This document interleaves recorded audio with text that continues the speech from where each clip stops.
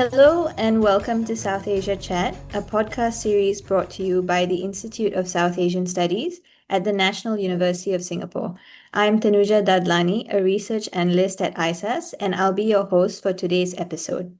We're excited to welcome Dr. Zahid Shahab Ahmed. Dr. Zahid is an honorary fellow at Deakin University and a researcher specializing in peace and security across South Asia and the Middle East. His work explores how sectarianism and extremism shape domestic, regional, and global instability. Welcome, Dr. Zahid. Let's begin. Could you tell us about the recent border conflict between Afghanistan and Pakistan over the past few months? Where do the most acute tensions lie now? I think we have to backtrack a little bit.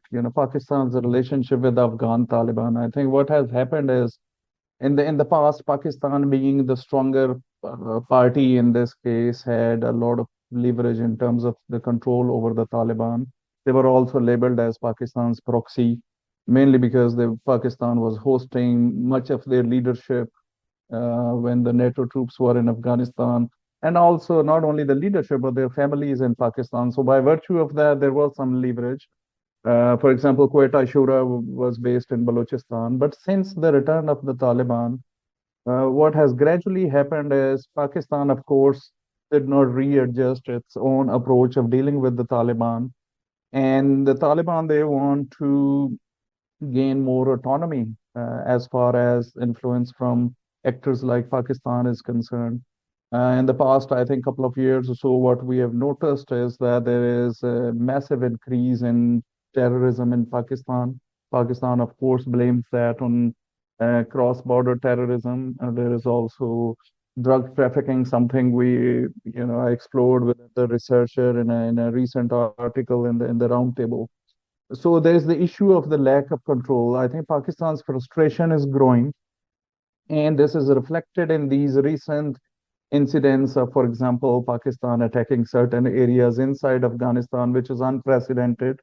The so-called surgical strikes to target the hideouts of anti-Pakistan Taliban or terrorists, belonging to the Tariq-e-Taliban Pakistan. So I think that frustration plays a huge role in this because the talks have led nowhere. There were several rounds of discussions and dialogues, but nothing was produced. And on top of Pakistan reducing Pakistan's limited influence on the current Taliban leadership, I think that is an important factor here. And Pakistan's reactions in recent years, and I'll maybe perhaps talk about this later on as well. But as if we assess the ground realities for the time being, there is no immediate solution to it other than, let's say, agreements on ceasefire. Because permanent solution would require going back to the very root causes of the conflict and address them for the sake of good relations between the two countries.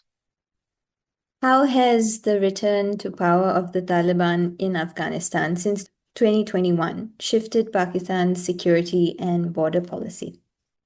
I think in various ways. Again, if we backtrack a bit, Pakistan, despite the fact that the border between Pakistan and Afghanistan, it's called the Durand Line, despite the fact that it's disputed, Pakistan was building this border fence for the past number of years, even before the Taliban's return. And not very different from previous, let's say, regimes in Kabul. The Taliban have the same position. They consider the Durand Line a disputed border, hence they have been against the fencing of the border. There were incidents of the Taliban fighters destroying the fence on a number of occasions, even attacking the Pakistani troops who were engaged in building the fence. So this is all we have seen in the past few years or so. So from Pakistan's perspective, I think either to manage whatever developments on the borderlines in Pakistan with reference to non-traditional security challenges like extremism, terrorism, and even drug trafficking, Pakistan's point of view is that this border fence is very important. Otherwise, it's very difficult, if not impossible, to completely monitor such a long border. Since the Taliban's return, I think the border security policy remains the same. What is new is that Pakistan is not hesitant to attack, let's say, anti-Pakistan elements in Afghanistan, and I think that builds on top of the growing frustration in Islamabad. And of course, the Taliban at the same time, they have a different approach. They've achieved their key objective of reinstalling the Islamic Emirate of Afghanistan. They have more engagement with other actors, and they're no longer dependent on Pakistan like in the past. So Pakistan did try to negotiate with TTP members, and that dialogue was mediated by the Afghan Taliban, especially the Haqqanis, but it didn't lead to any meaningful results. For the time being, Pakistan is focusing on, as I mentioned before, these non-traditional security challenges. Although in Afghanistan overall, I was looking at some of the recent numbers compared to what I published previously. There is overall drop of 20% poppy cultivation in Afghanistan in the last year or so, but that has not stopped the flow of drugs to neighboring countries, whether it's Iran or Pakistan. When it comes to terrorism, I think that is the most serious agenda item on Pakistan's, let's say, discussion table, or in terms of Pakistan's policy making circles. We look at the recent data just in the last 2 years, and the number of terrorist incidents in Pakistan increased by 70%. That's massive compared to how calm the situation was before the Taliban's return. I think that's what worries Pakistani policymakers, because this cannot go on like that. There is another recent example is of the return of international cricket to Pakistan, and because of recent terrorist threats, they had to shift the venue of this bilateral series between Pakistan and Sri Lanka. And if we recall, the international cricket in Pakistan had stopped because there was an attack on Sri Lankan cricket team in Lahore back then. So these issues are very serious in terms of normality in the country. And I think whenever there is a dialogue between the Pakistan and Afghan Taliban, this issue is on top of their agenda. A paper of yours was recently published on the border troubles between Afghanistan and Pakistan. Drawing from that, and I think you've touched on this already, but drawing from that, what unique political or historical factors make Afghanistan-Pakistan border especially resistant to the kinds of state-led stabilization efforts that have been attempted elsewhere? And additionally, how do these efforts affect communities situated near the border? Yes, I think this is a very important question, considering the unique dynamics of the borderlands. Of course, in terms of the prevalence of transnational crimes, it's not very different from, let's say, what is going on in the borderlands in East Africa. But here there were unique dynamics, because we are talking about, until very recently, the borderlines along the Durand line from Pakistani side, they enjoyed a semi-autonomous status by virtue of that. For example, the colonial legacy still existed there, and it was only recently that it was merged. Those ex-FATA or federally administered tribal areas of Pakistan, they were merged with the province of Khyber Pakhtunkhwa. Up until that point, political parties from other areas could not operate there. People living in those borderlands and ex-FATA could not access courts in other parts of the country, and so on. These are just few examples. So colonial legacy in this case is very important, because I think a key uh, uh, um, conflict between Afghanistan and Pakistan remains the Durand Line demarcation, and of course the colonial legacy that affects not only how we view today's Afghanistan, but also Pakistan's borderlands.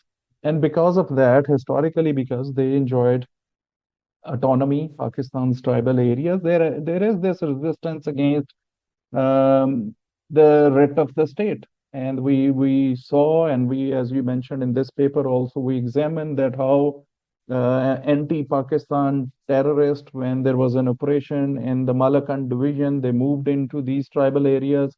From there on, they moved into Afghanistan as well.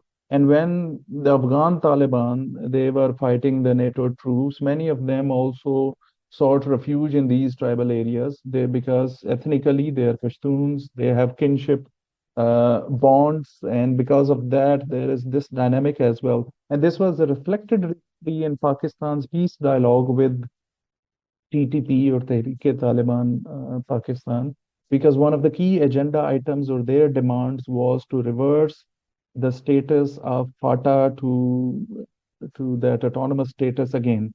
And that is where I think there was a deadlock and nothing happened. But I think we have to look at a bit of history as well, because it's not only just the border lands issue or the border demarcation issue.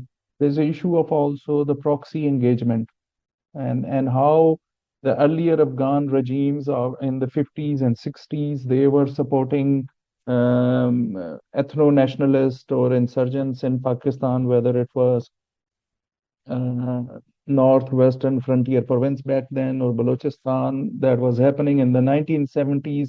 Pakistan began also cultivating relations with some actors in Afghanistan, mainly the Islamists, and later on, of course, during the Afghan Soviet War, there was greater opportunity for Pakistan to build on those relationships to seek more influence in Afghanistan. And I think the climax of that was during the first regime of the Afghan Taliban from 1996 to 2001, when Pakistan was actually supporting them in various ways, whether diplomatically, economically, and in terms of even managing affairs, day-to-day affairs in the country as a government. So this is, I think, the combination of all the factors is important. But the reality is that, like if we look at uh, anti-Pakistan sentiment in Afghanistan is not limited to just non-Pashtuns. We have recently seen how, for example, even the Pashtuns have also expressed it. The Taliban members, there were incidents of them, taking down Pakistan's flag and even threatening to burn it and so on. So this anti-Pakistan sentiment does exist in the Afghan society, and that is something I think the Pakistani policymakers need to work with to make sure that its public diplomacy is more effective. And on top of that, like on the Pakistani side, although these tribal areas are merged with Khyber Pakhtunkhwa or with the mainland, I think more needs to be done to address the genuine grievances of those people who have actually suffered a lot uh, during the war on terror, and due to ongoing security operations as well. They are the ones who are suffering a lot. You've just spoken about what I'm going to ask about next, which is if you could elaborate a little bit more on how the Afghan actors view Pakistan's role in the border region, and how does that inform their response to the border control, trade, and diplomacy? There are various ways. So, for example, I can give you some other recent examples. I think that the way, and I touched on this at the very beginning, the way Pakistan has, tried to manage the 2 days Afghan Taliban. I think they misunderstood that the realities of today are very different. The Taliban now have much larger diplomatic engagement, whether you talk about India, China, Iran. Russia has recognized the Islamic Emirate of Afghanistan through their office in Doha. They managed to have a much larger sort of reach in terms of their diplomatic relationship. And I think that's where Pakistan misjudged the situation because of its own could be mistrust, and mistrust also was cultivated at the very start of the war on terror, because Pakistan was forced by the US to go against the Afghan Taliban's hideouts in Pakistan, and there were many Taliban leaders either killed or captured or and handed over to the US from Pakistan. So all of that is it's not very distant past, but it happened in the last couple of decades or so. Um, and when it comes to the whole, the issue of border trade and and border security. The Afghan Taliban's, perception is quite clear. They see Pakistan as exerting its pressure to achieve its national interest. They want to attain more autonomy also for their domestic politics because there's a widespread anti-Pakistan sentiment. So they don't want to be seen either by the Afghan citizens or by the international community as Pakistan's proxy. I think that's their clear goal, and that's what they're trying to achieve. On the other hand, what Pakistan has been using, I think, the wrong cards. The cards of, for example, border closures to put trade sanctions or trade blockade and all of that.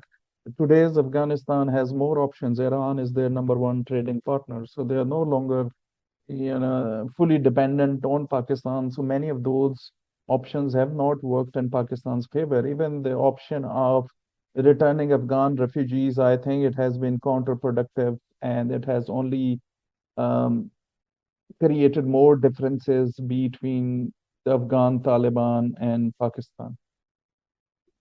As you mentioned, the Taliban now have a much further reach politically, and regional and international players such as China and India have stakes in this conflict. How do they complicate or contribute to border conflict or peace dynamics between Afghanistan and Pakistan? I think it's all positive. For example, and especially the Pakistan side understands there's massive China's investment in Pakistan under the Belt and Road Initiative, um, the so-called flagship project of the BRI's China-Pakistan Economic Corridor.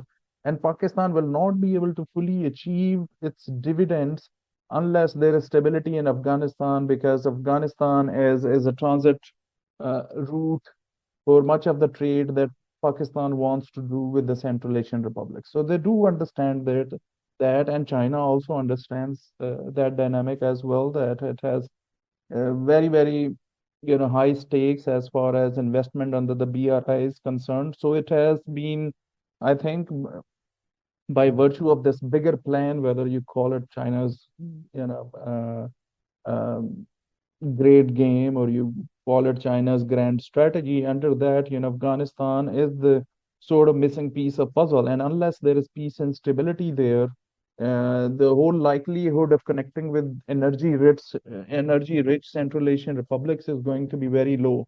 So they do understand in that regard there is very positive impact. There is also this trilateral forum, Afghanistan, Pakistan, China, dialogues of all sorts keep happening. China has actually mediated. China has tried to exert pressure on the Afghan Taliban to take actions against anti-Pakistan terrorists in the country, but not much has happened. And that's why recently we saw that other actors are moving in. Turkey has facilitated at least two rounds of dialogues between Pakistan and the Afghan Taliban, although there was a deadlock because the Afghan Taliban have refused to take any actions against the Tehrik-e-Taliban Pakistan or TTP elements on the Afghan soil. India is actually at the moment very much interested in greater engagement with Afghan Taliban. Afghan Taliban's foreign minister was recently in India and he went to the famous, Deobandi Madrasa there as well, from where much of the Afghan leadership has graduated or has went to similar kind of educational systems or madrasas in Peshawar and elsewhere. So you see that there is a lot of engagement happening, and there is a bigger, economic geopolitical competition between India and China. India has been investing a lot in the Chabahar port in Iran. And again, much of the trade will go through Afghanistan, and Afghanistan as a transit country can benefit a lot from whether it's the BRI, whether it's China's uh, other investments, and also this Chabahar port and much of the connectivity, which many of these landlocked states, including Afghanistan, that's what they want. They want more connectivity and more trade and the ability to reap the benefits of many of these corridor projects. There are a range of other actors as well. Iran has recently offered also to mediate between the Afghan Taliban and Pakistan. Qatar has been doing it.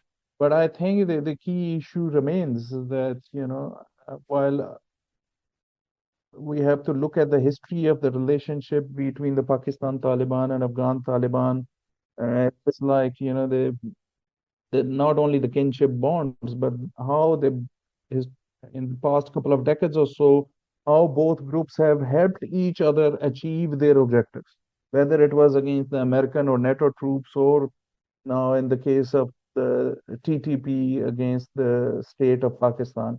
So I think these are the key elements. And at the moment when Russia is the only country that has recognized the Islamic Emirate of Afghanistan, and other countries have very limited influence. International community also has very limited influence over the Afghan Taliban. It's highly unlikely that much of or many of these mediation efforts will lead to any meaningful outcomes. Looking ahead, what are the plausible scenarios for the border dynamics over the next year or so? I think next year or so, it very much depends on the outcomes of these mediations. I think Turkey is going to continue to mediate between the two sides. Turkey has that kind of, I think, soft power influence in both countries, Afghanistan and Pakistan.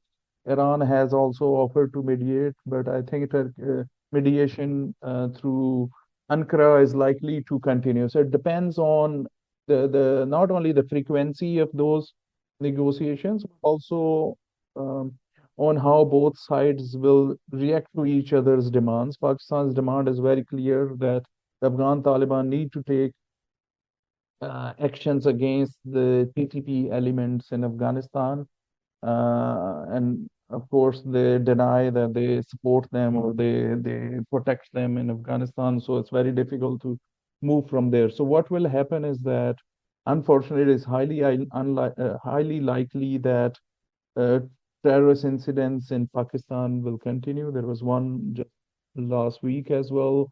Um, and and while the military remains one of the key institutions in the country, it consumes most of the budget as well, and so on. There's pressure also on the military to protect the citizens of Pakistan. So I think by virtue of that pressure, they will also perhaps think of more maybe surgical strikes to address this threat from Afghanistan. And if that happens, I think it will lead to more instability, not only in the borderlands, people who are already suffering because of security operations, and in the past they suffered because of the war on terror. Unfortunately, it doesn't look like a very promising sort of next year for those people with much hope. At the same time, I think what will Pakistan doesn't have many options or many cards. They will again try to keep using the refugee card. They still have close to 2.5 million Afghan refugees in the country, many of them undocumented. I think to exert pressure on the Afghan Taliban, they will continue to expel many of those refugees. And again, I don't think so that strategy is going to be productive in terms of forcing the Afghan Taliban to take any serious action against anti-Pakistan um, terrorists in Afghanistan. Thank you so much for your time and insight, Dr. Zahid. You have been listening to South Asia Chat. To learn more about our work, please visit us at isas.nus.edu.sg. You can also get updates from our social media platforms. We are on Facebook, Instagram, LinkedIn, and X.